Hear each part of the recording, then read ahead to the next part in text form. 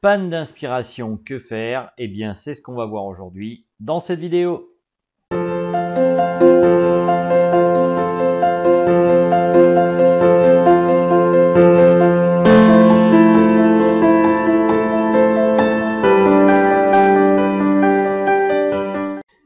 Bonjour et bienvenue sur cette chaîne. Alors comme toujours, si vous souhaitez vous abonner à cette chaîne qui a trait à la pratique artistique et qui parle de pratique artistique, eh bien vous pouvez appuyer sur le petit bouton rouge de YouTube et vous recevrez mes vidéos chaque semaine.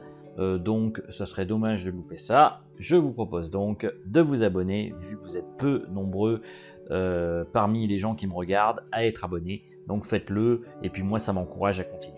Alors aujourd'hui, on va parler de panne d'inspiration et de savoir quoi faire quand on a une panne d'inspiration. Ce qu'il faut comprendre, c'est que de toute façon, tous les peintres ont des pannes d'inspiration et moi le premier, bien évidemment, j'en ai. Et là, si je fais cette vidéo, c'est pour vous partager mon expérience par rapport à ces moments-là qu'on vit tous quand on est, entre guillemets, peintre et qu'on aime la pratique artistique. Tout d'abord, il ne faut pas se culpabiliser là-dessus parce que de toute façon, je pense que l'art, c'est un peu une combinaison de moments où on va être un peu en réflexion, on va être un peu en recul, et c'est tout à fait normal, pour pouvoir justement créer par la suite et, entre guillemets, emmagasiner des images.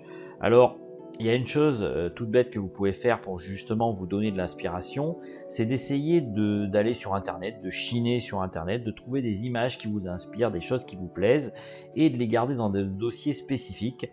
Et ça va vous aider énormément en fait à retrouver l'inspiration que vous n'aviez pas jusqu'ici. Autre chose que vous pouvez faire aussi, c'est tout simplement bien prendre du recul, aller faire de la marche dans la nature, des choses comme ça. Ça paraît tout bête, mais le premier lieu où on fait travailler son imagination, eh bien, c'est justement en se baladant dans la nature et en voyant des images autour de vous. Des musées, des choses comme ça, ça peut fortement vous inspirer et vous donner envie de reprendre le pinceau. Autre chose aussi qui est très importante, et moi je le remarque depuis que je fais la pratique artistique, c'est lutter contre sa procrastination et sa peur en fait de s'attaquer à des œuvres. J'ai remarqué ça plusieurs fois quand je peins, c'est qu'en fait on a peur de se lancer dans une œuvre parce qu'on croit ne pas être à la hauteur. Et le mieux justement pour pouvoir justement être à la hauteur, eh bien c'est de se lancer. Et même si effectivement vous n'obtenez pas le résultat convenu ou de ce que vous auriez voulu faire, eh bien il faut vous dire que eh bien ça sera pour une autre fois. Il ne faut pas dramatiser l'échec. Il ne faut surtout pas se dire que parce qu'on a loupé quelque chose, eh bien c'est foutu, que vous ne pourrez plus jamais peindre et qu'en gros vous n'êtes plus capable de réaliser quoi que ce soit. Des faiblesses, on en a tous. Nos vulnérabilités quelque part. Nos vulnérabilités quelque part sont connues et tout le monde gagnerait, je pense, à montrer ses vulnérabilités parce que justement c'est en montrant nos vulnérabilités qu'on commence à progresser. Moi c'est ce que j'essaye de faire justement sur cette chaîne YouTube en vous expliquant justement qu'un peintre c'est pas un super-héros, c'est pas quelqu'un d'au-dessus des autres et c'est avant tout quelqu'un qui en fin de compte se concentre sur une pratique et essaye de progresser dans cette pratique régulièrement. Alors au début forcément on n'a pas forcément le niveau qu'il faudrait, mais en pratiquant de plus en plus et en pratiquant régulièrement, ça je vous le dis souvent sur cette chaîne, eh bien vous pourrez progresser en peinture et c'est ça le plus important. Il ne faut pas vous brider dans l'idée que parce que vous ne réussissez pas, vous ne pourrez pas réussir une prochaine fois. La pratique régulière est fondamentale, je le répéterai jamais assez sur cette chaîne, mais il n'y a pas que ça.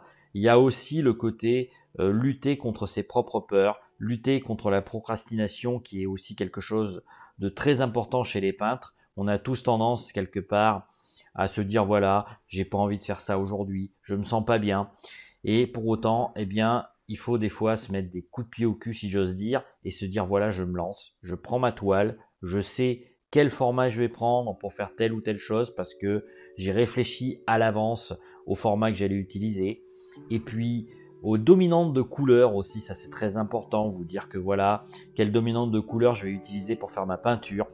Et aussi la composition, ça on le néglige très souvent, se dire voilà comment je vais placer mes éléments dans le tableau pour qu'il y ait une forme d'équilibre, ou en tout cas de déséquilibre contrôlé si j'ose dire. Et c'est grâce à ça que vous arriverez en fait à faire des œuvres artistiques qui seront de plus en plus belles et où vous progresserez de plus en plus.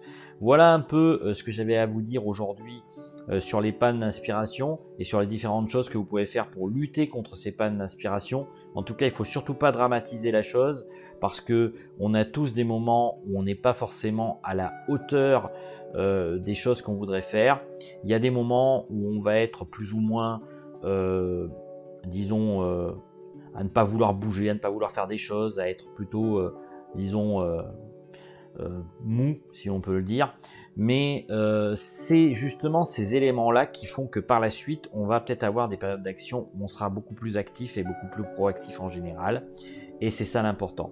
Donc n'oubliez pas qu'une progression en peinture, c'est pas quelque chose de linéaire, c'est pas une courbe exponentielle, et que vous avez des périodes de recul et puis des périodes où vous allez progresser davantage. La progression en peinture n'est pas quelque chose d'exponentiel ou de linéaire.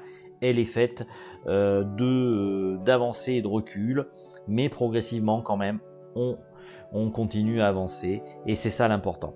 Voilà ce que j'avais donc pour finir de vous expliquer. J'espère que vous avez apprécié cette vidéo, puis je vous dis à bientôt pour une autre vidéo et à ciao ciao.